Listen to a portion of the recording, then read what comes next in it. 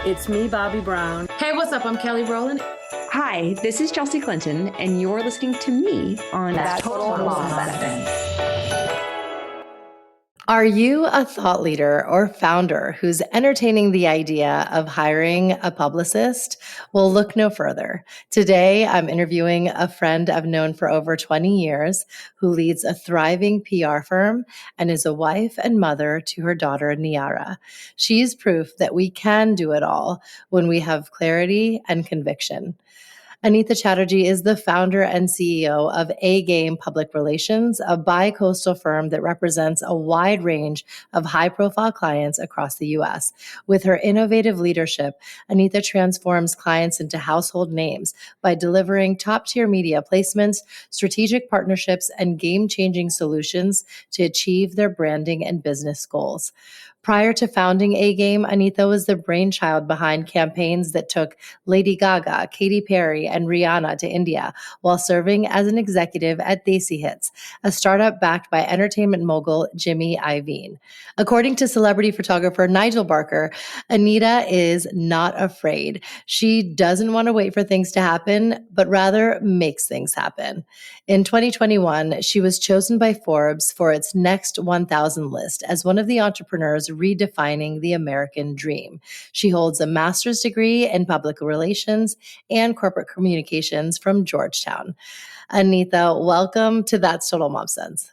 I am so excited to be on the show, Kanika. We've had so many of our clients on your show, and I'm just honored to be on it as well as a mother and as a professional. I love that you have this platform and, you're showing the world that moms can do it, and it's very important to have them in leadership roles, frankly. Exactly.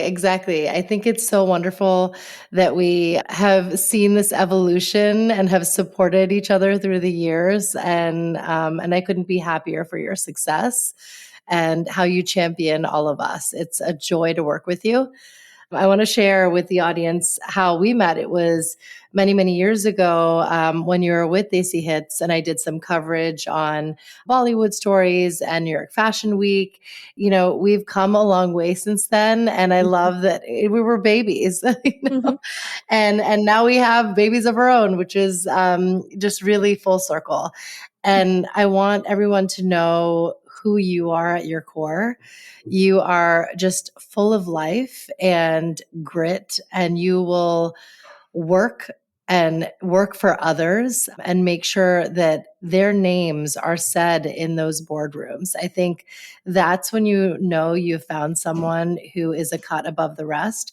When they're in these exclusive places, are they going to say your name and hype you up in a crowd? And that's exactly what you do for so many of us. And we're just thankful to be friends and part of your network because you're so gracious in connecting everyone around you. I mean, it's something that's always been my passion. Before I even Mm-hmm. went into PR, I think even in my younger years, I was always rooting for people to win. And I was always supporting my friends with finding platforms for themselves or trying to create ways for them to promote themselves. So I feel like I was born to do this. And, I'm excited to be on the show today because I can now also kind of talk about how I am a working mom. Yes. But, what I do is I introduce the world to different people from different backgrounds. And I show the world that, no matter where you come from, you can make a change in the world. It's not your DNA is not your destiny. I think it's very important to, raise visibility on the importance of having mothers in leadership roles. Moms know what moms need. Right. So you need them in the boardroom as CEOs of companies so they could cater to the moms out there who need help in making their lives easier. So we're a very important part of, the corporate demographic. And I think being a mom at times helps me be a better professional. Being a mom is like having a career that teaches you a lot about balancing things in life and looking at the bigger picture. And I think that in turn helps the work I do. So I wanted to especially say that to you because this podcast is all about working moms and how they are really making a difference in shaping culture and changing the world. Thank you. Yeah, it's so important. I think that we bring a certain understanding and empathy and compassion just naturally. And to have that in a management structure is so integral. That's what drives performance and retention, and it makes people want to work with you. Exactly. I wanted to take it back to your childhood. I can picture you as this class president and leader that is, That's actually exactly what it galvanizing. was. Really? Oh my God. Tell us Yeah. about it. You realize what the things that you like to do or what you're going to become by things that you organically do at a younger age. And like you mentioned it, like in high school I was, the president of the World Unity Club, and even in college I was the president of the South Asian Students Association. And yeah, I always took on a leadership role because I wanted to bring people together and I wanted to bring change. Yes. Oh, that's wonderful. And what were some of the life lessons that your parents taught you?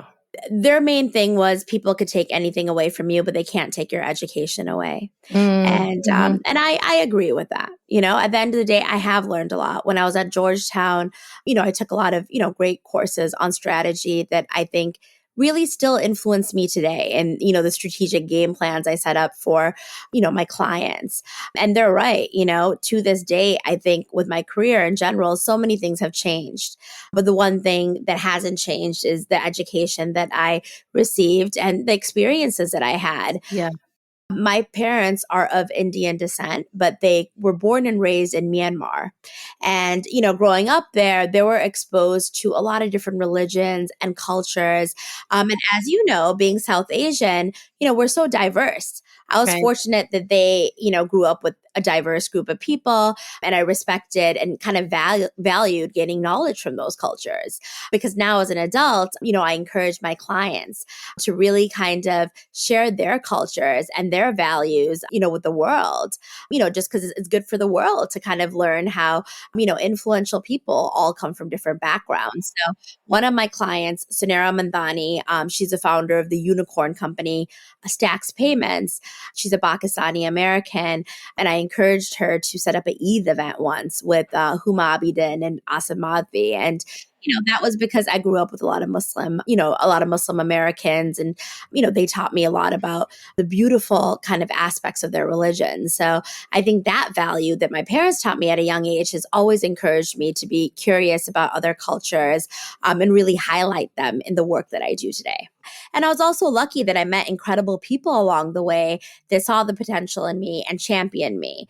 One of those women is Anjula Acharya, who you know as well. She's Priyanka Chopra Jonas's manager, and she was the founder of Desi Hits, the company I was at. And from the day she met me, she saw something in me where she knew that I could really kind of take a person and just really build their profile and take them to the next level. And you need to start your own business. Like, you have a certain way of doing things. And if you want to do things your way, you need to do it yourself. So, meeting the right people along the way, I think was so important.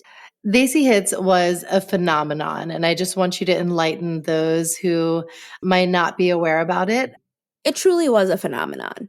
It basically, Desi Hits was a platform where, moguls like Jimmy Iovine, and respected venture firms like Draper Fisher invested money into an organization that was supposed to be a bridge between Hollywood and Bollywood. And, we created content where we exposed celebrities in the US to Indian culture. And, for instance, we had the Pussycat Dolls, which is a big burlesque girl band during that time. We had them wear saris to an event. And, a famous fashion designer, Rocky S., designed the saris that they wore. And, we created a lot of content, bringing the worlds together. And we took Lady Gaga to India and introduced her to that market and did a whole India campaign. And, we created tracks that remixed Rihanna's music with, music that Indian musicians had created. So we really brought the worlds together, and it was just amazing. We had an editorial editorial site that had over 1 million users a month. And, people really appreciated They See Hits. It happened during a time where I think even the South Asian community couldn't believe that there was a platform like this that was getting so much endorsement and respect from mainstream America, because it's something that we never experienced before. And it's funny because I always talk to Anjula about all those people that told her there was no way she could ever bring Priyanka Chopra into Hollywood. I would sit in that office and there'd be even people like Bollywood executives coming in telling her it was impossible. And so we really defied the odds in a lot of what we did at that company. And, getting 50 Cent to come in and do an interview on one of the They See Hits podcasts, or getting Sean Kingston to do a remix with Indian music. Those were the types of things that we were doing that were really game changing. And unfortunately, like a lot of startups, it didn't make it.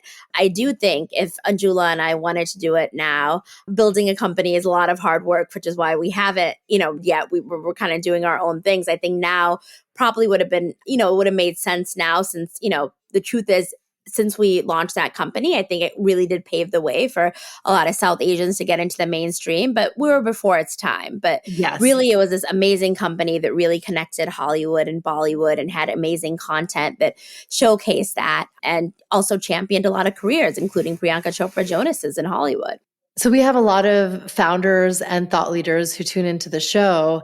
What criteria do you have for your clients, and how do you think PR truly helps them up level?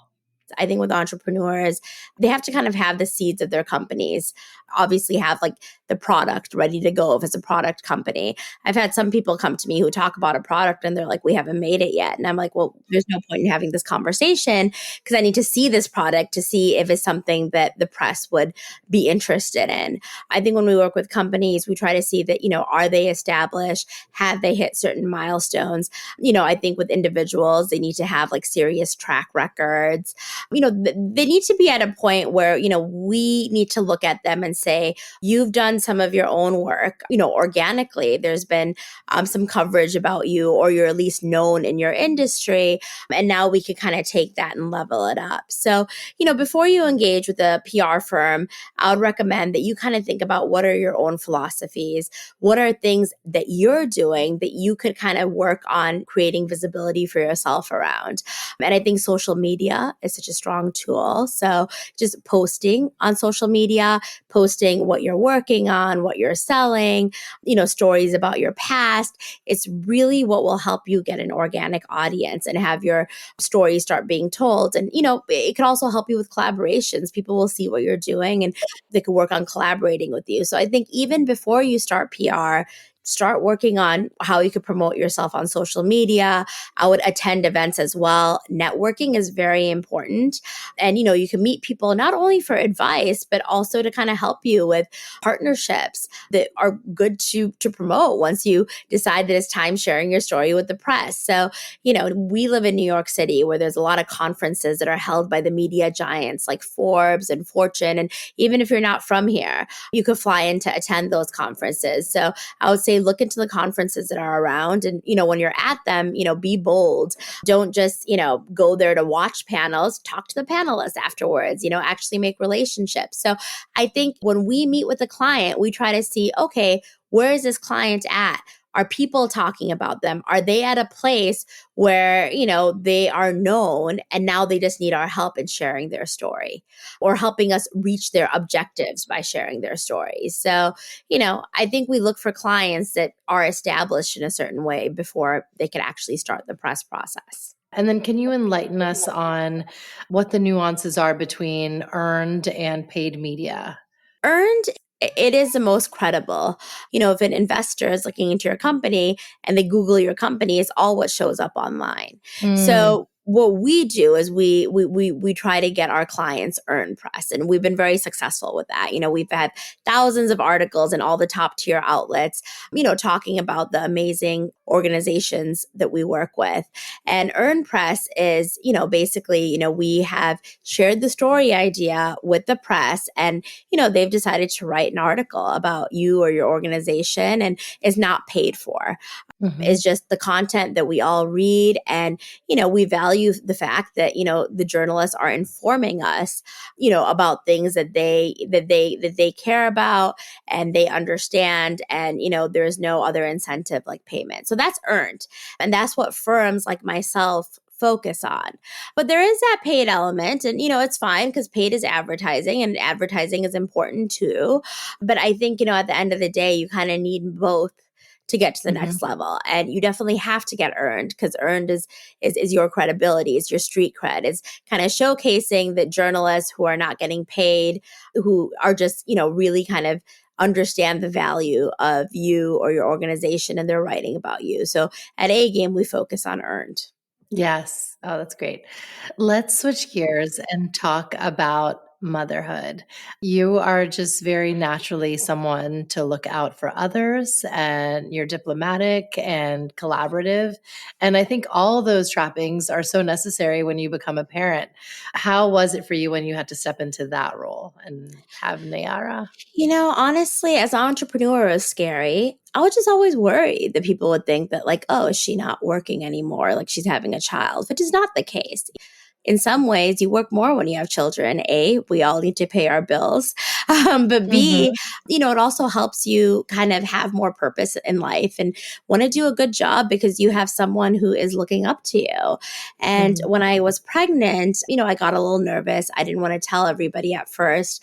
And I really kind of just, waited till some time. And fortunately, all of my clients were amazing. And, they understood how wonderful it is that I was becoming a mother, and they knew that it would not affect my performance or my team's performance with anything. And so, moms know how to manage time in a whole different way. And there's a whole different kind of level of strength that like comes into you. And, you know that you have responsibilities and you have to deliver with all of them. And so, I think in general, I've become a better professional after becoming a mom. I mean, life is hard. I don't want to act like it's not for all working moms. I mean, I still get irritated because I get comments sometimes about it. And I'm just like, these are ridiculous comments. Being a parent does not affect, the type of quality of work that we put out there. But, at the same time, it is difficult. I think when we work, we do miss our kids, and, you do feel guilty, and people don't, make it easy on you, right? Because it's hard to be a working mom, but pushes me to work even harder, because I think every time I have a success, I talk to my daughter about it because I want her to be an ambitious woman.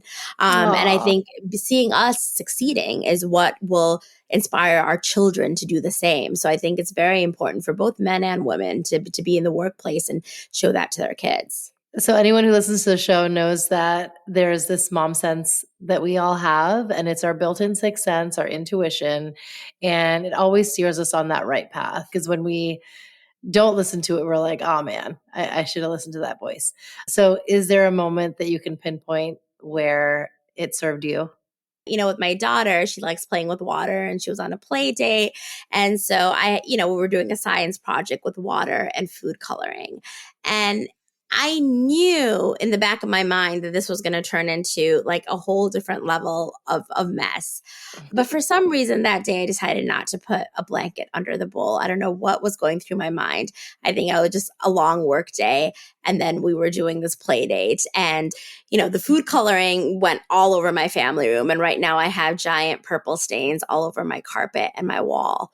And, and I knew that would happen, but I think every once in a while we're just kind of like, well, maybe it'll work out, and we get tired. And, I didn't take the right precaution, and I have purple all over my family room now. Oh my goodness. No, I know that happens to the best of us. And I think when they're older, we'll look at them and smile and be like, "Oh, she had so much fun that day." So there's yes. Once I get my carpet cleaned, and I get over the cost of bringing in professionals, then I will, years from now, I will appreciate how cute she looks, and in purple food coloring all over her. Exactly. Yeah. Sometimes you have to put yourself in that perspective to reconcile. Is there a quote that you live by? It doesn't get lighter until it gets darker. Yeah. Wow. That's very profound. I just kind of feel like in life, we always focus on happiness, but I think sometimes we need adversity to get where we need to be in life. We have to always kind of look at it as bad things come, But, we do learn from every bad situation, as hard as it is, and we get through it. So that's something that I always stick with, because I think, growing up, I was always like, well, this is going to work out. And, I'm going to get married at this time, and I may have a huge career at this age. And, life doesn't work that way. And I think we just have to understand that, everybody's life is different, and hard times, occur. But we get through those times. And at the end of the day, when we reflect back, that's what makes us who we are today. Yes, it truly does. Wow. Lastly, where can my listeners find you and follow you? You are a brand in your own right. And I mean, I loved your SEMA cover, by the way. Thank you. Thank you. Yes. I loved working with that publication. It was an honor. I'm very active on Instagram, actually, and my handle is at Anita Chatterbox. And then, with A Game as well. A Game has their own Instagram account too, at A Game PR. But, if you follow me, I post a lot of the work that I do and a lot of the work that my team does, and you'll get to know me better. So I think, at Anita Chatterbox is where you'll find me. Awesome. It is a joy. I'm just so thrilled for all that you've achieved, and the best is yet to come. Thank you, Kanika. Well, I'm thrilled at all that you've achieved. And I always talk about the amazing women that have been on this podcast. And I'm so happy for you as well. So thank you for making me one of the guests to your episode. Thank you for tuning in to my interview with Anita Chatterjee of A Game PR today. We're fortunate to coexist in many different spaces that overlap, and one of them is a cohort of women in media, and many of us are mothers. And I am so thankful we have that group as a sounding board, because it is a very difficult path to travel, because we're extremely ambitious and are making headway in our careers, in our 40s and beyond. And we also have young children. And many of us are also caregiving for ailing parents. And so it's extremely difficult to keep all the balls in the air. But it's something that we're all doing. And when we have a collective and a network to lean on, those who can fill in those gaps, that's what makes everything come together. If you enjoyed this episode, definitely subscribe and rate and review That's Total Mom Sense wherever you listen. We're everywhere. Apple Podcasts, Spotify, Good Pods, YouTube podcasts. You can follow me at Kanika Chadda Gupta and at That's Total Mom Sense on Instagram, where I'm most active. I show sound bites and highlights of all of my illustrious guests on the platform. And you can log on to my website, that'stotalmomsense.com. Remember, always trust your mom sense and dad sense. Stay strong, super parents. I'll see you soon. That's Total Mom Sense.